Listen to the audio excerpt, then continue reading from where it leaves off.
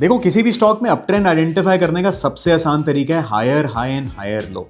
यानी कि जब भी प्राइस एक स्ट्रॉन्ग अप ट्रेंड में होती है तो कुछ इस तरीके की मूवमेंट देती है जहां पे हर हाई पिछले हाई से ऊपर होता है और हर लो पिछले लो से ऊपर होता है, यानी कि एक हायर हाई और हायर लो का पैटर्न बनता है।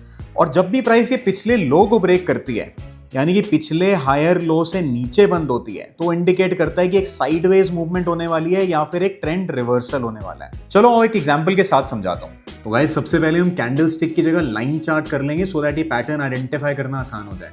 अब देखो, इस केस में प्राइस ने ऊपर मूव करना शुरू करा, एक पुल बैक आया, इसके बाद एक हायर हाई बनाया, फिर एक हायर लो बना और ऐसे ही प्राइस ऊपर मूव करती गई, हायर हाई हायर लो। आप देखोगे सेम पैटर्न फॉलो हो रहा है यहां तक।